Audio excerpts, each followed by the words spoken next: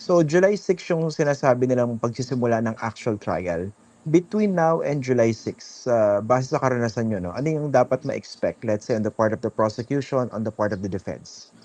Ang unahin natin yung prosecution. Although hindi ako naging part ng prosecution, inaasahan ko sila dyan dahil ang primary prosecutors dito ay mga members ng House of Representatives at ilan sa kanila ay hindi na ganun kadalas na nag-practice. Maari nung naging politiko na sila, nung naging kongresista sila, hindi na sila masyado nagpa-practice. Pero ilan sa kanila, maaring may kasanayan, may experience, na gagamitin nila. Anong in-expect ko?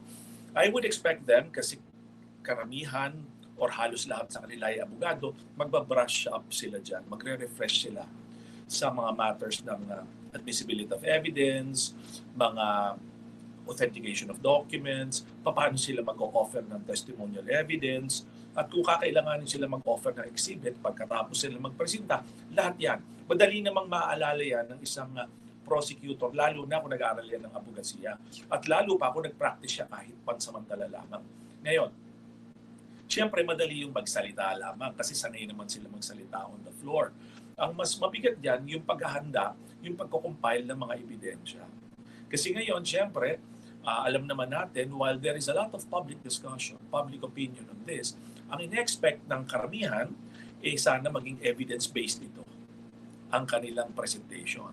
At hindi lamang yung yung kinukuha yung atensyon ng publiko, yung damdamin nito, pero ebidensya. Anong gagawin nila? May kailangan i-identify na nila yan isa-isa para in preparation pagpresenta nila. Hindi pwedeng a few days tsaka lang sila maghahanap. So kino-compile na nila. Sa nakita ko po yan, 4 ang articles of impeachment. Ang preparasyon nila dyan, dinivide na nila yan sa kanila. Ilang senador ba hahawak nito? Sino ba ang lead counsel sa kanila? O kailangan ba nila ng private counsel na susuporta sa kanila? Na instead na sila private counsel magpipresenta ng ebidensya. Yun ang mga harapin nila. Patapos po dyan, syempre, mamarkahan na nila, process of comparison, yung mga bagay na yan. At a lot of this, sa tingin ko, ang mas worrisome sa kanila is, paano po i-identify ang mga dokumento na yan. Kasi tandaan nyo, ang buong Pilipinas ay nanonood. Tapos, syempre, alam niyo naman, may mga experience doon. Kaya nga may mga abogado na naaalala kasi may kasanayan sila.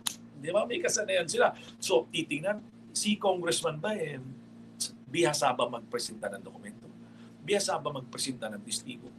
Alam ba niya yung kanyang ginagawa in terms of the relevancy of the evidence presented? Yung mga yun, I think, preparasyon pagdating ng prosecution.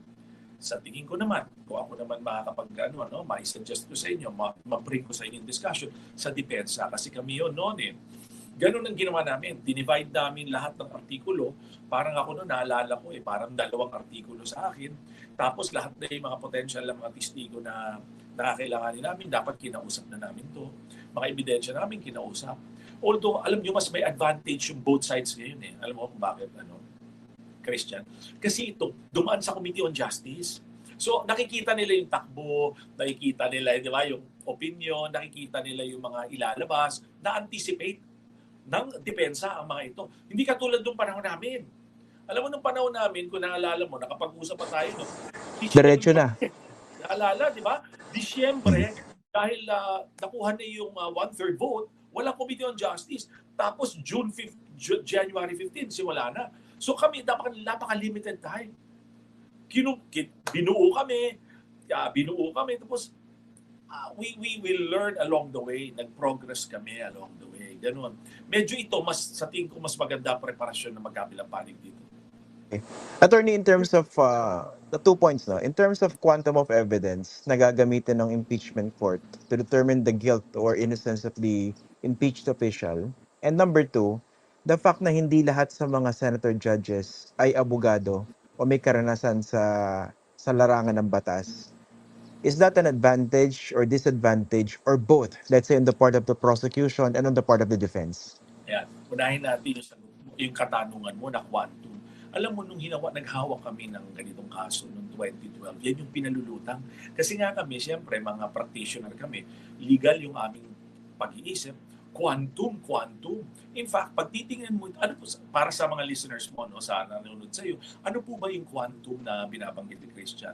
Ito po yung tinatawag natin, ano ba yung degree of evidence na inaasahan na ang isang hukom or ang isang judge, masasabi niya na ikay liable o ginawa mo ang mga pangyayaring ito. Yun po yung salitang legal, quantum or degree of evidence. Alam mo, pinag-uusapan yun. Unahin natin yung rules of impeachment. Alam mo ba na wala yan? Wala, pag binasa po ninyo ang rules of impeachment ng Senado, wala pong quantum. So ibig po sabihin, ang kailangan lamang ay ma-determine nila na ito ay guilty o hindi guilty. Ngayon sasabihin mo, paano kung hindi naman niya nasundan? Paano kung hindi niya naintindihan? Pupuntahan po natin yung mga discussion dahil ito namang usaping impeachment, din naman po bago sa atin yan eh. A lot of this were patterned from the United States. Kaya po maraming opinion ito, kahit sa kanila hindi, maraming opinion. Pero po kung akong tatanungin ninyo, this should be a little higher than preponderance of evidence. Hindi naman po kasi ito criminal case, hindi natin masabi proof beyond reasonable doubt, di ba? Kasi hindi naman siya criminal case. Dahil kung siya ay matatanggal o siya ay may eventually mawawala sa pwesto, madidemanda naman siya whether criminal, civil. So sa tingin ko ito ay mas mataas doon, pero yung kailangan dito clear and convincing para kahit yung mamamayan, kumbinsido, talagang may pagkakamali. Talagang may Okay. Clear and convincing. Ito po ba yung yung substantial evidence? Or Hindi. iba pa yun? Kasi yung substantial kasi, yun yung ginagamit sa mga administrative cases, di ba? Administrative cases. Yan yung ginagamit rin sa mga workplace. Yung mga sa labor, yung mga pinag-explain yung mga workers mo, empleyado mo, yan yun. Kahit sa mga government administrative agencies, substantial evidence. Tapos yung susunod, preponderance. Yung ginagamit sa mga civil cases, preponderance of evidence. Yung susunod po talaga dyan, proof beyond reasonable doubt. Subalit, dito po may gitna yan. Yung clear and convincing evidence na mas mahigit sa preponderance pero mas mabababa ng konti sa proof. Okay. Makes sense. Nga po, yung the fact na, kasi I remember nung kino-cover ko yung Corona impeachment trial, that was also a struggle, di ba, on the part of, let's say, a practitioner of law having to prove his case before a court whose judges are not necessarily lawyers. Is that an advantage or disadvantage?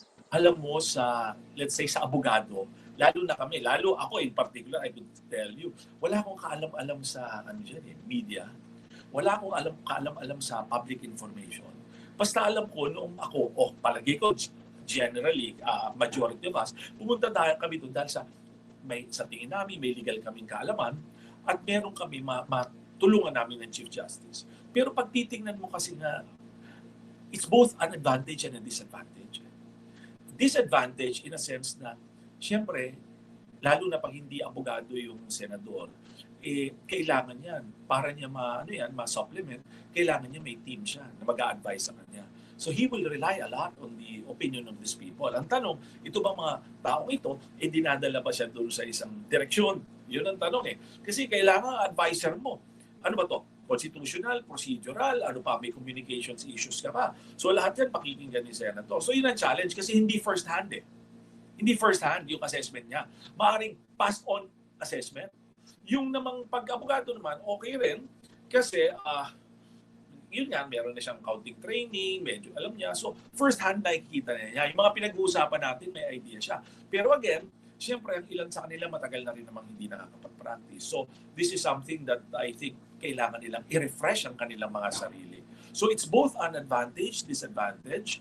And that is the reason, kung madagdag ko, Christian, a lot of people, kaya ngayon, makikita mo, information abounds. Information abounds. Because it wants to create, sa observation ko lang, pressure on them. And at the same time, to create a discussion point. Yun ang nakikita ko. Kaya kailangan dapat mapagmasid din ng publiko pagdating dyan. Oo nga po, nabanggit niyo yung yung example, kaya ko tinatanong yung issue na yan kasi I remember nung Corona impeachment trial, of course, very legal yung approach ng team ninyo eh. Yes. Pero nakikita Tama. natin na hindi siya necessarily an advantage when you're dealing with the non-lawyers in an impeachment court. Example po, ganito. Pwede bang Yes. gamitin na lang dyan yung common sense? Because I got the sense that during that whole impeachment trial, ang inaatake naman ng prosecution, common sense na lang. We don't have to belabor the technicalities. Yes. Ano ba sa tingin niyo yung nangyari o hindi? Yes. Kasi, agree ako doon. Kasi kailangan kasi lang, itong discussion na to, makaka-relate ang tao, relatable. Kasi pag nakarelate ang tao dito, sabi, ay, oo.